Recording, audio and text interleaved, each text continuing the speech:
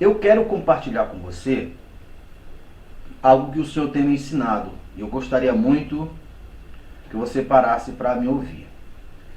Nós temos falado nos últimos vídeos a respeito que o que você encontra aqui fora, seja bom ou seja ruim, é o correspondente ou é algo correspondente do Espírito que está dentro de você, do que está dentro de você.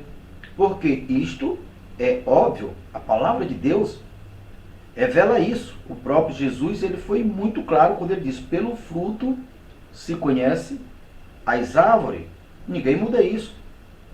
Nós sabemos que é descompatível uma pessoa cheia de ódio, de raiva, de mágoa, de não liberação, de perdão ou outros sentimentos destrutíveis. É impossível, é descompatível assim ser.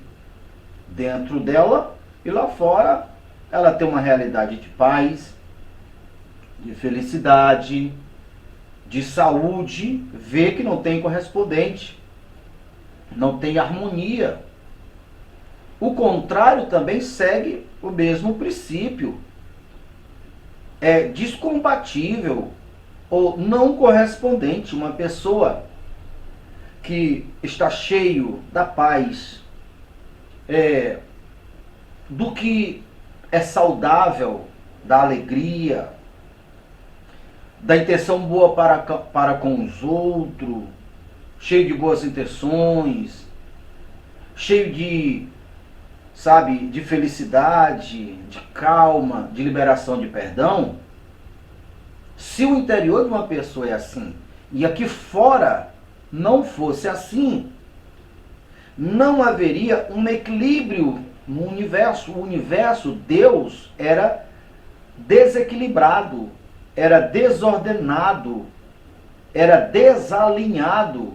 Aí não oferecia para quem quer fazer a coisa certa, porque não compensa a coisa certa. Seria isto se nós tivéssemos o interior alinhado com o que é bom, com o que é vida, com o que é saudável, e se nós não tivesse essa vida correspondente ao que está dentro de nós, lá fora. Então, neste caso, o que o Senhor Jesus disse não tem sentido. Se pelo fruto se conhece a árvore, se cada semente produz ao equivalente da sua espécie. Então, isso não faria sentido.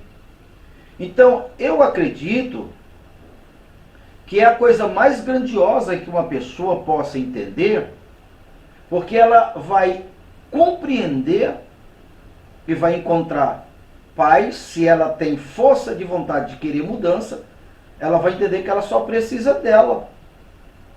Aí, nesse ponto, pode até se aplicar o que muitas pessoas equivocadamente dizem: Deus está no controle.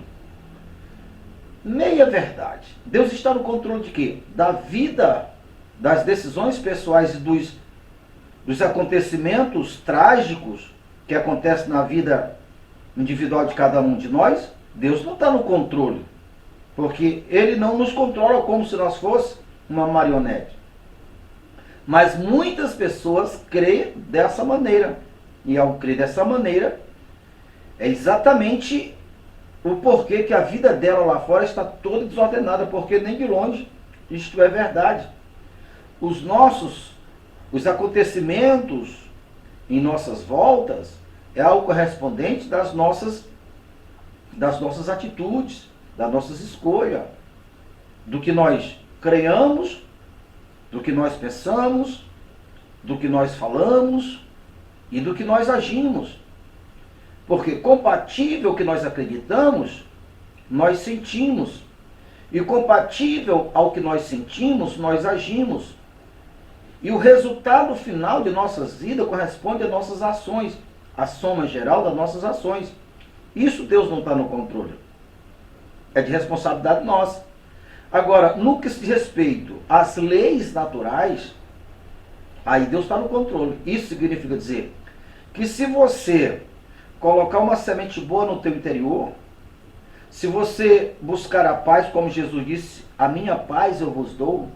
Se você liberar o perdão, se você entender esse princípio e se firmar nele, aí sim, pode ter certeza, ainda que ninguém no universo coopere para o teu bem, mas Deus aí está no controle das leis universais e as coisas vão dar certo para você.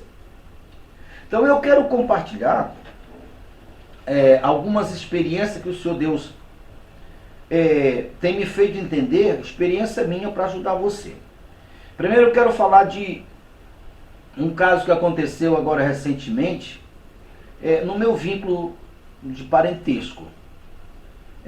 Uma parenta minha, ela chegou a quebrar a perna. Talvez o que eu vou falar para você, você não vá compreender a princípio, mas eu compreendo. Se você não compreender, eu compreendo você. Então, uma parenta minha quebrou a perna. Ela andou fazendo algumas coisas não muito certas, e depois dessas coisas, obviamente, vem o remorso, o arrependimento e junto a culpa, né? Deus coloca isso em nós, obviamente, senão nós perderíamos para sempre. Se nós errássemos, não tivesse sensibilidade, não tinha todos nós iremos se perder na vida.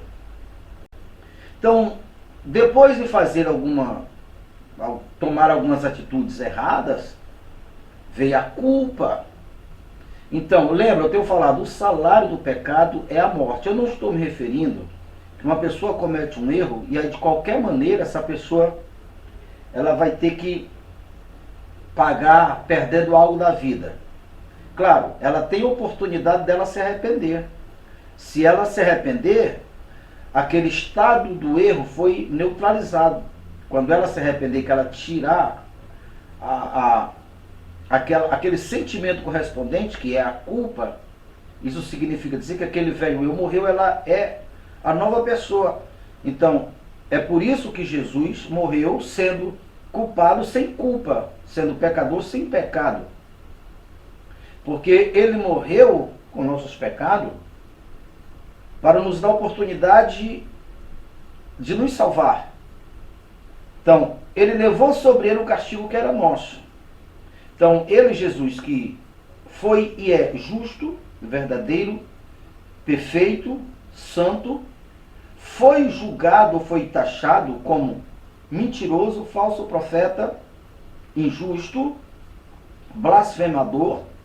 Foi disso que ele foi acusado pelas autoridades. Então veja só, o homem mais justo, o mundo, as autoridades do mundo não reconheceram essa virtude de ser puro, santo, verdadeiro nele. Foi negado. Então agora, quando alguém crer no Senhor Jesus, com o coração se crê, com a boca se confessa, que verdade. Então aquela justiça que foi negado para Jesus, cai automaticamente na conta daqueles que estão em Cristo. Por isso nós somos sem culpa, santo e irrepreensível.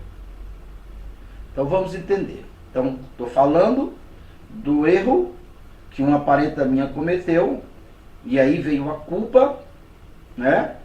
Então a culpa, o espírito da culpa é o espírito da penalidade. Lembra, o salário do pecado é a morte. Não é Deus que vai castigar quando a pessoa erra, não. Por isso eu estou falando. A pessoa tem a oportunidade de se arrepender. Então, ela quebrou a perna. Quando ela quebrou a perna, eu procurei explicar para ela que aquela perna quebrada